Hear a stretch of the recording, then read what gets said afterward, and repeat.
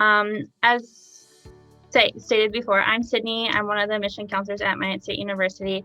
Sal and I will be going over a little bit of the information about athletics and then the admission process today. So, the content that we'll be going over is the athletic overview, Minot State campus and community, the admission requirements, and this being a student at Minot State University.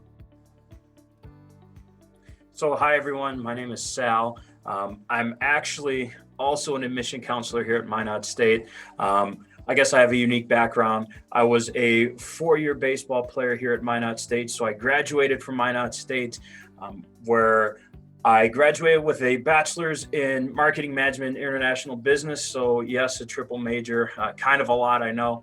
I was also a captain of the baseball team and clubs and organizations. And now I am currently a coach here with the baseball team as well.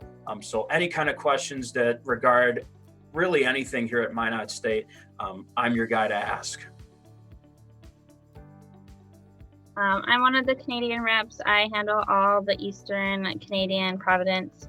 I was not a student athlete in college. I came to Minot State and I graduated with a bachelor's of arts in psychology with 2 minors in deaf and hard of hearing and art.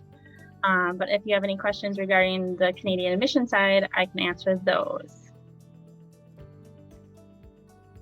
So right away, we'll talk a little bit about athletics as a whole here at Minot State. We have 14 NCAA Division II athletic teams, so you can kind of get a look at the different offerings here. On the men's side, we have football, basketball, baseball, track and field, cross country, golf, wrestling, and hockey.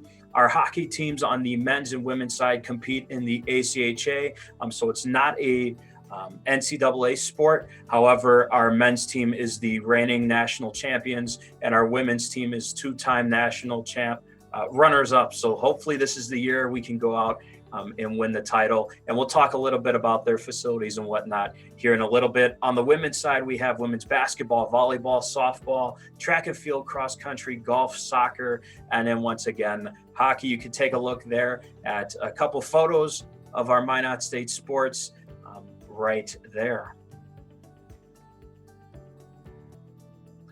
Now, as student athletes, our campus facilities, I like to think, are second to none when it comes to the NCAA Division II. Our dome, as you can see there in the background, was built in 1981. Recently, it's been redone to seat a full 10,000 fans. On a good day, we can get a couple more there. I think the max capacity is like 10,500 roughly. We do have the NCAA Division II's largest indoor video board as well. The dome, as I mentioned, has been completely redone. They've blown out portions of the second floor wall so that individuals can access their seats from any floor of the dome. And it's really something to be said when every team that comes to compete in the dome stops to take pictures of the facility. And so that's going to be something that's really exciting for us. We also have athletic weight rooms here on campus. And so that's going to be where athletes go in and get their extra work in, that work to get their bodies ready for competition. Caleb Heilman does all our strength and conditioning here at Minot State, and his approach and his understanding of metrics and everything like that is going to be, I'd like to say, second to none. He's done work with the Toronto Blue Jays baseball team in the spring training, and so he's worked with some of the highest and brightest professionals when it comes to professional baseball, but his expertise does not just extend out to baseball. He really covers every team in a really unique way. So some strength and conditioning programs are just cookie cutter in that you're going to be picking up heavy things a lot, and the way the football team lifts and the way that, say, the women's hockey team lifts is going to be similar with a couple tweaks here, completely different. It's really catered to the individual athlete, which is super awesome. Caleb and his staff do all the strength and conditioning when it comes to the university level, the high school level, and the independent gym level here in Minot. So he really knows what he's talking about and really knows what he's doing. We have Canadian athletes from Alberta, British Columbia, Manitoba, Newfoundland, Ontario, Saskatchewan, and Yukon. So Canadian athletes coming from all over the place. For example, as a baseball coach, as a baseball player, roughly half of our rosters come from Canada. We've seen the numbers shrink just a little bit, but we still have a good handful of Canadian students here. Being Minot, North Dakota, we are right there to the Canadian border. I was actually lucky enough to spend a couple summers myself playing baseball in Medicine Hat, Alberta. Had a great time traveling all through Alberta and Saskatchewan during my summers. Some more of our facilities would include our indoor air supported bubble, which is going to be great for our student athletes in the winter, especially those spring sports that play outside, or even our football.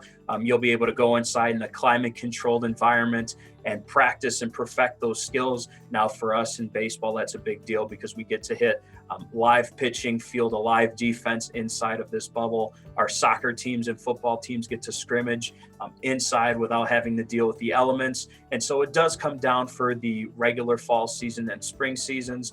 But once the snow starts falling, they put it back up for us to train all year long. And I really think this is what took our athletics to the next level when it comes to our NCAA Division II performance. You can look across the board and see just how much it's improved our records, individual stats, and all that. So it's really a big deal when it comes to how we prepare for games. On the left there, you can see a picture of our newly renovated soccer team room. And so when it comes to our locker room facilities, we're currently getting a bunch of those redone, which is really exciting. A lot of our locker room facilities are second to none, I feel, and they're really super awesome. We also have great athletic training staff here, thanks to Trinity Sports Medicine out of our Trinity hospital here, and they do a great job making sure we have everything we need to stay healthy, to be ready to compete, and all that. So their team is really awesome. They get to take care of you one-on-one. We have a trainer for each individual sport, so they get to know exactly what you need, when you need it. You have a routine, and they're perfect for all things that we need through athletics. Then you can see a picture once again of the dome. A picture you won't see right here is the Mesa Arena, home of our men's and women's hockey teams. This is basically a brand new facility. I believe this is the third year they're using the arena. It seats roughly 2,500 fans, and it's really just a great rowdy place. So when you talk about probably some of the nicest arenas in the NCAA Division I, you can put us right up there. They have a brand new scoreboard that has video boards on all sides. It's also home to the Minot Minotauros junior hockey team, and so there's always action going on there. It's a great time to be there on a Friday, Saturday night when it's sold out. And they're cheering on the national champs or the women's team. So it's really a great time there. And then, like I said, our facilities will blow anyone out the water. I believe that they really sell themselves, and they give us athletes the opportunity to get better. As we drop down to our athletic support services, here on campus, we have the Dean Franz Fogg Academic Success Center. This is a place where athletes can go and log their study hours. They can go get the peer tutoring they need. It's a state-of-the-art facility that has computers, printers, everything you need to be successful as a student athlete, and it is a supervised study area. So all the teams on campus have some kind of study hours they need to complete. Now, how it looks for each individual team is a little different depending on the coach. Now, for baseball, as an example, we do have 3 mandatory study hall hours for every student per semester.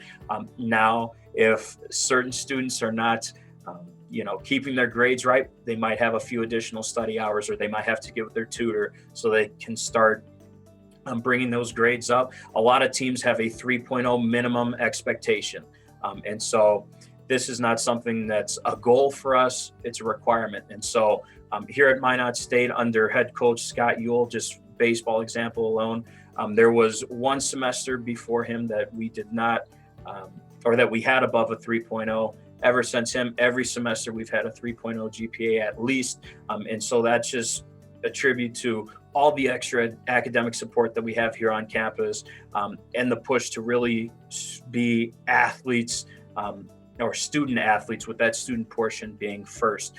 And so this is a great place to go in and get your study hours in. You could also get your study hours in the library as well. There's a scanning system where you scan your ID. When you come into study hall, you scan it when you leave, and that tracks your study hours that way. The reports get printed and sent to the coaches so they can see which athletes have been finishing their study hall hours and which ones have not, just because there is that option for us to study together. It's a really great place. Don't think that you can take advantage of it though. There are cameras there, so if you decide to swipe in and leave, the coaches are going to know that as well. So it's really a place where you can hold yourself accountable, hold your teammates accountable, and then work on projects and assignments with other athletes. So it's not designated for just one sport. You'll have athletes from all different teams studying in the same place, tutoring each other, getting the extra support they need to make sure that we're successful in the classroom primarily, and most importantly, and that carries over into our athletics. The day in the life of a student athlete, of course, it can change a little bit depending on what sport we play. But roughly speaking, you can expect to wake up in the morning, you go to your weights. So we'll say an example from when I played not so long ago, we'd wake up, go to 6 a.m. weights. Not every team is going to lift at 6 in the morning. It's more spread out throughout the day now. But just out of personal experience, say you have that early weight group, you're going to wake up, go to weights. Once you get to weights, you're going to stretch, do your running, do your cardio, take care of your strength program. After that, you're probably going to cool down, get yourself a little something to eat, whether that's breakfast or a protein shake or something like that.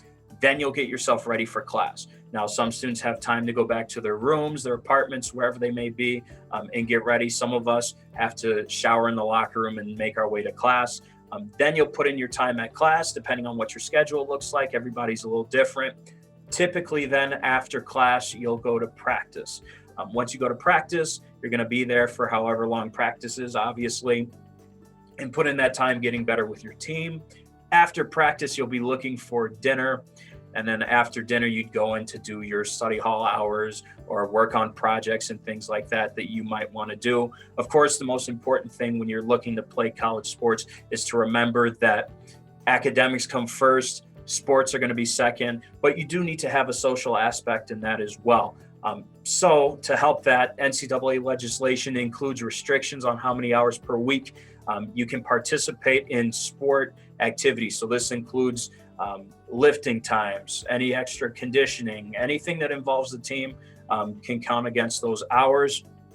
And so there's ways to regulate that as well. So don't think you're not going to have any free time, but also remember that you're going to be spending some time with that team. It's important to establish the routine early so that you can refine it and lock it down as you continue to go, and then recognize that playing time is not guaranteed. So I like to think of academically, athletically, you get what you put in. So if you work really hard, you're going to do really well in the classroom. If you work really hard on the field, you're going to get the playing time on the field, and you're going to be successful 9 times out of 10. But if we don't put in time in either one of those, then we're probably not going to be the most successful. Likewise, in our social life with our friends, we do have to make time for that as well, because you do want to have the college experience as well when it comes to student athletes in college. Now, how to be recruited. There's a lot of different ways to be recruited, of course. One of the ones that I encourage students here at Minot State, or that are interested to coming to Minot State, to look into is going to be going to msubeavers.com/recruitme. There's going to be a form where you can fill out with all your information, the sport you play, the position. It's going to give you the option to include stats as well. One of the things I do recommend is if you have tapes, either highlight or game footage, send those as well. Of course, game footage is going to be really important, especially depending on the sport we play.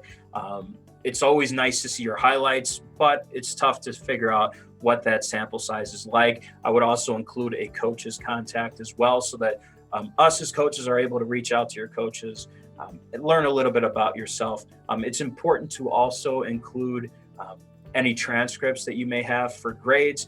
Of course, we want great athletes, but we also want solid students. And it's a really easy way to kind of tie the two together and reflect, all right, if we're a solid student, we can handle coursework and getting our job done in all those ways. So it's really important to include those. You can definitely email the coach. Make sure they're professional emails. Don't say, hey, yo, coach, or anything like that. They do receive a lot of emails, a lot of text messages, all that. So make sure it's well polished and put together. If we do send highlight tapes, let's try to stay away from music with profane language or inappropriate music. a lot of times coaches might hear that and just move on to the next video. So definitely keep that in mind. Extra advice for me is that don't just assume because you're talking to a coach that you're going to get an athletic scholarship. Here at Minot State, we're lucky to be recognized as the third most affordable public university in the United States. And if you do get offered scholarship money, remember to take into account the percentage that that money plays in the tuition and fees, and not just that overall number. Of course, it's like that regardless of where you go. Everyone's tuition is going to be different. So you really want to look at, say, that percentage value if you're looking at dollar amount. Also, don't forget about your academics. Don't think that college coaches are going to be spending a bunch of time on you if you don't have the grades to go with it. A lot of coaches do not want to spend a lot of time calling your professors for you, making sure you're going to class and doing all those things. So if we're on the fence in some classes, I encourage you to definitely get on top of your grades to make sure that you are eligible to play, because that's also going to be a big factor when determining if you're good enough to be on the team. If you can't stay eligible and you can't play, then you don't help the team at all. So definitely keep those in mind. If you have questions about anything in the recruiting process, you can give us a call, or you can call that designated coach. They'll be here to help you every step of the way. So we're gonna shift into the Minot State campus and community. So for those who don't know where Minot State is located, we're located in Minot, North Dakota. It's about 4.5 hours from Regina and Yorkton, Saskatchewan, and then Winnipeg about 5 hours, and then Brandon, Manitoba is 3 hours. Some Insta-worthy spots about the Minot community. Our college students love to go to What's Room Coffee. It's a picture that shows coffee and plants.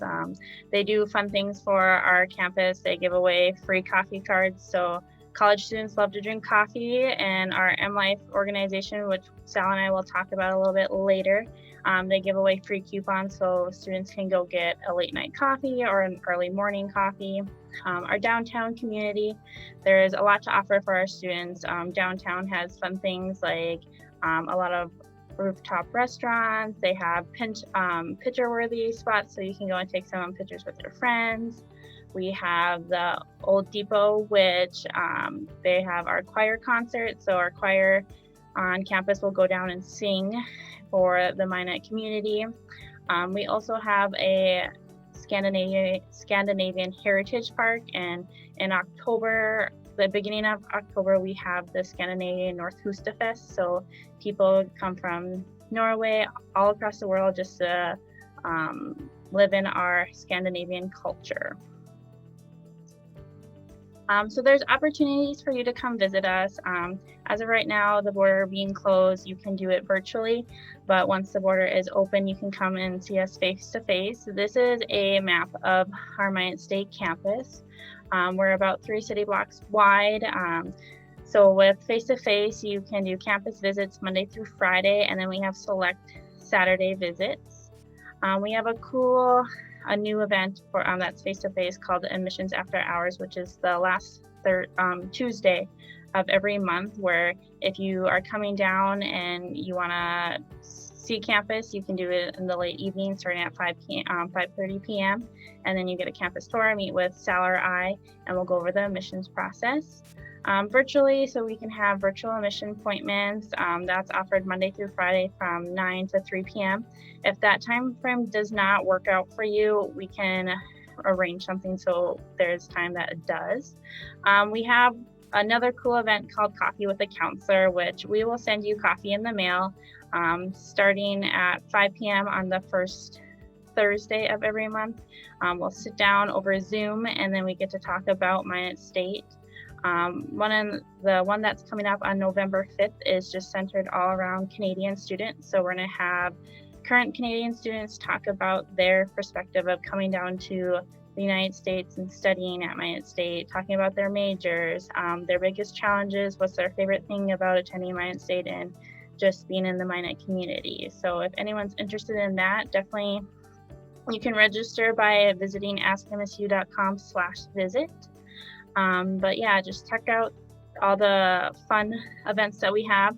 So I was going to talk about our preview day that we have on October 31st for you to check out Minot State. Yeah, virtual preview day is going to be a great option for any students that want to learn more about Minot State, regardless of what that may be. You'll be able to watch a student panel. So virtual preview day is a partner to our on-campus preview day, which will take place tomorrow and Friday. And then we'll take some of those sessions and post them online for you to view. The nice thing about this year's virtual preview day is because the sessions are recorded from the in-person view, you don't have individual students answering questions that feel a little weird. It's going to be right from the live panel. You're going to hear what the students on campus asked our current students, and so you'll really get that on-campus feel through this year's virtual preview day. You'll be able to learn about financial aid, housing, our academic support center, which we'll probably talk about a little bit here later.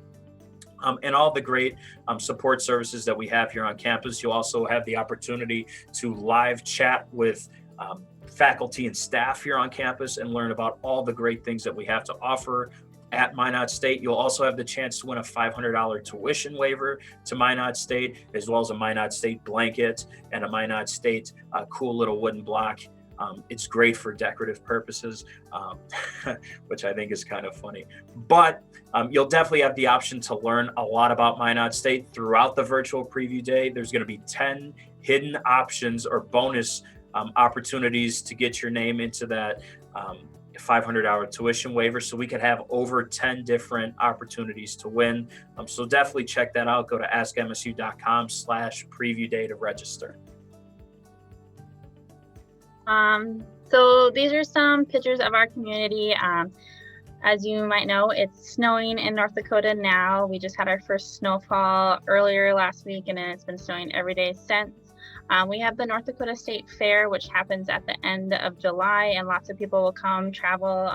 If you're a big country fan, we have a lot of good lineups for country artists. That's a picture of our Scandinavian Heritage Park on the top. And so that shows the church. Our quality, we have over 100 areas of study at Minot State. You'll get to see that a little bit later. 90% of our students continue their education after they graduate or they're employed. We have an in-state tuition, meaning everyone pays a one rate of tuition. As Sal mentioned, we are the third most affordable university in the United States. With our size, our student population, 68% of them are North Dakota students. 22% are other students from the United States, 6% are Canadians, and then 4% are true international students. That being said, we have different colleges. So we have the College of Arts and Science, College of Business, College of Education and Health Sciences. We have graduate programs. So if you want to complete your undergraduate here, you can also go and get your master's degree. And then we have some certificates as well that students can complete. We're the fourth largest city in North Dakota, Fargo being the biggest, then it goes Grand Forks and Bismarck.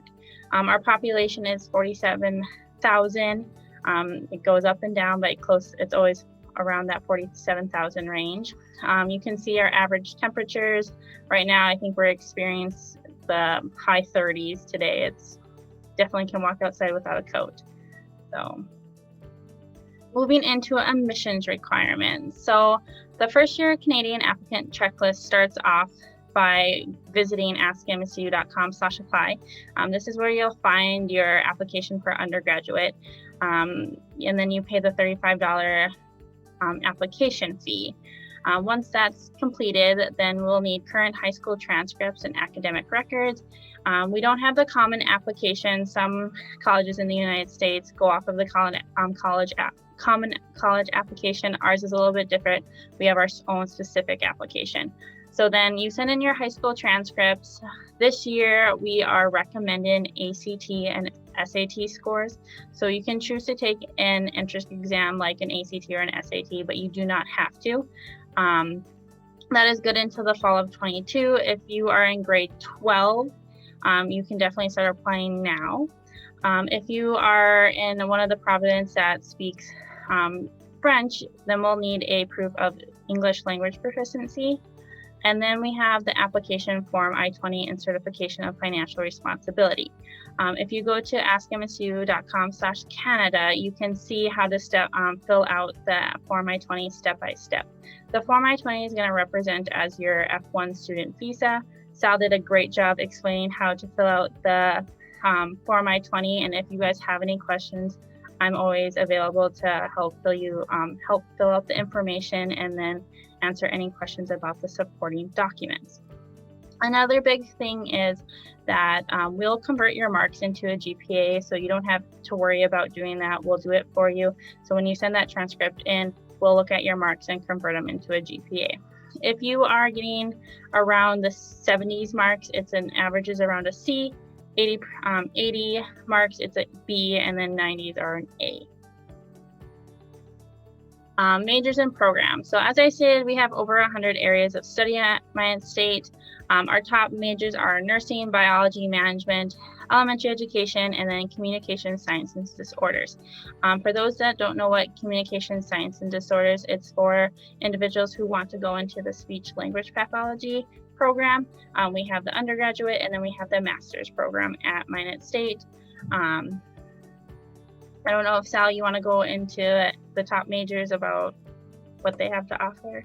Yeah, so regardless of major or program here at Minot State, we do a great job of putting those students right into their field right away. For example, our College of Business students, say we take management for the example, they'll be working with local businesses right away to work on business plans, marketing ideas, how to better manage the business. And so these will be group projects, individual projects, things like that.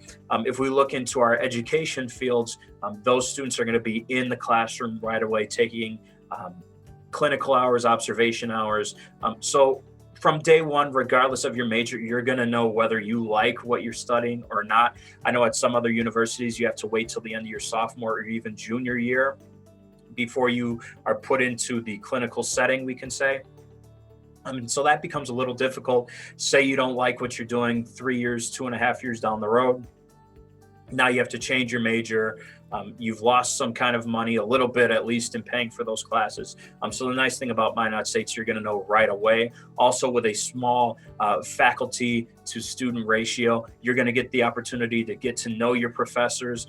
There are no teacher assistants teaching classes here at Minot State. And so you're going to really get to know your professors. I was lucky enough to have one of my capstone classes, which is 3 other classmates. And so it was super more of just an informal conversation about the topics, which really made an impact when it came to learning the knowledge. You're getting a tab back and forth conversation with your professor as opposed to getting lectured, and it's really awesome when it comes to that time you get to spend one-on-one with your professor, working on projects, working on tutoring, all those things. And so Minot State does a great job of making sure that we cater to the individual student and make sure that they're successful in whichever major program they choose. This is the list of all the 100 areas of study that we have at Minot State. You can definitely check it out if you visit askmsu.com/programs. We have a cool thing. So if you send us your information, we're going to send you a beeper bundle, and it has all the information about your interested program. You get a cool sticker and some information about attending Minot State through our view book. So definitely check out the majors, and then if you guys have any questions, you can ask Sal and I about the programs that we have to offer. Scholarships. So Minot State has their own scholarships just for academics. As a first-year student, you can apply for the Minot State Automatic 4-Year Award, and that's based off of a GPA and your high school GPA. So again, we'll convert your marks into a GPA. And then if you either take the ACT or the SAT. If you are in grade 12 and you're gonna apply to Minot State for the fall of 21, you still don't need that ACT or SAT score. If you have the marks of a 3.5 to a 4.0 GPA, you could be awarded $500 every school year up to the 4 years. But say you do take the ACT and you get a 21 and you have your marks convert into a 3.79 GPA, you'll be granted $1,000 over this 4 years, so $6,000 up to the 4 years. There's other scholarship opportunities. So we have a general Minot State scholarship that you could fill out. Academics give away a lot of department scholarships. I know I received some, Sal received some. There's always a chance for students to apply for scholarships. The deadline is February 15th, so I always tell students apply sooner rather than later, just so that you could get those scholarship opportunities. With the 4-year automatic award, that deadline is July 1st. But with the other scholarship opportunities, make sure you get accepted before that February 15th date, so then you can start filling out scholarships in December. Being involved. So Sal and I were both involved while we were on campus. We actually graduated together in 2019. Sal wasn't at graduation, but I was. He was playing baseball. But we were each involved in different clubs and organizations on campus. So as you can see, Minot State has a wellness center that you can see our rock climbing wall. We also have fun events like you'll learn about MSU Life in just a second, but on the picture below shows when they're playing Family Feud. We have Student Government Association, and I was part of student government for a year, I believe, and we're the voice of the student body. So if there's any concerns on campus, or if we want to, we always are trying to make the campus a better place. So we put in drinking fountains so you can fill up your water bottles. We are now trying to get a new student center on campus. So we're hosting elections this fall to build a new student center. As I mentioned, there's over 60 clubs and organizations on campus. You can always start your own. I started one when I was at Minot State. You just have to write the Constitution and then you get it approved, then you can have your own club. We have club fairs in the fall and the spring, so there's always time to join a club in the fall and the spring. We have 3 Greek chapters, 2 sororities, and 1 fraternity. And then with our wellness center, we also have intramural sports. I didn't get to play intramural sports until I was in my last semester at Minot State, so I missed out on that, but I'm sure Sal played right when he was a freshman. We have volleyball, we have basketball, bowling's a big hit, we have spike ball, we have 10 plus teams that students can join throughout the whole entire year. There's also the honors program, so that's based off of your GPA. Again, we'll convert your marks into a GPA, and then your ACT or your SAT score, but you have the chance to get a concentration or a minor in honors. There's specific classes just for honors students, and then you have your own honors study hall where you can go and do your homework, relax, and as a student athlete, if you're in honors, you can check in and get that study hours counted for that. MSU Life. So MSU Life is one of our biggest organizations on campus that give away free items for the students. All you need is your student ID. So they do things like grocery bag bingo, movies on our Herb Park Stadium. There's a big flat screen TV that they broadcast. They're also doing movies on the Dome right now, so it's like drive-in movies. They have magicians, comedians, hypnotists. They give away thousands of prizes every year, $25,000 worth of prizes. Sal, did you win anything while you attended MSU Life events? We won some cool prizes. I probably won enough Minot State clothing to like start my own Minot State Goodwill store. So I have plenty of that going on. Won some candy and some food. Not quite any of the AirPods, Apple Watches, TVs, or anything like that. But I just saved it for all of you to win. I won a Ninja Bullet one year and like a big stuffed giant beaver. I've won a few things, but not AirPods or Apple Watches like they give away. Now we're going to talk about our Academic Support Center. It's located in our lower level of the library. So if you're a student athlete and you're getting your study hours, but you want some extra help along the way, you can definitely go to our tutoring services. So they're offered Monday through Friday. There's certain classes that already have tutors for them, but say you're taking an anatomy class and you don't have a tutor for that class. You only need 3 individuals to sign up for that from that class, and they'll provide a tutor for you. Peer mentoring, that's in your first year experience classes. So first year students are required to take a first year experience class. It helps you transition from high school to college. It correlates with your program requirements in an elective classes, but a peer mentor looks out for those younger classmates. They will check on them by emailing, hey, homework's due tomorrow, make sure you hand it in. Or do you have any questions about the assignment today? That's what a peer mentor does. We have the writing center, so there's different ways to format your papers. There's different writing styles. When I attended Minot State, I thought there was only one style of writing. Boy, I was wrong. There's many different types of styles. So APA, there's MLA. Go to the writing center. They'll help you format your papers, do revisions.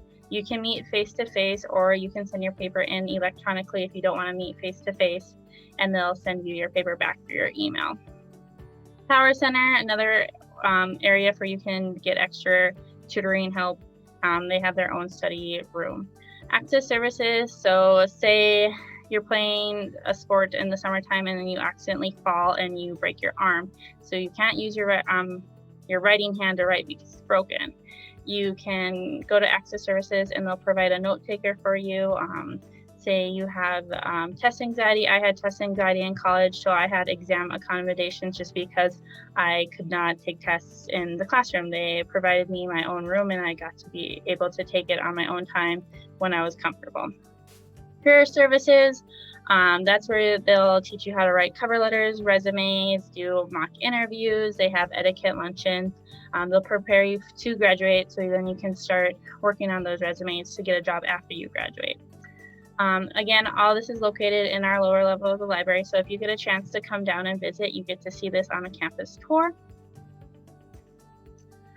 So our journey to Minot State. So this is Sal and I when we were in our undergraduate at Minot State, and so I don't know if Sal wants to share some of his experiences. I'm going to share mine quick.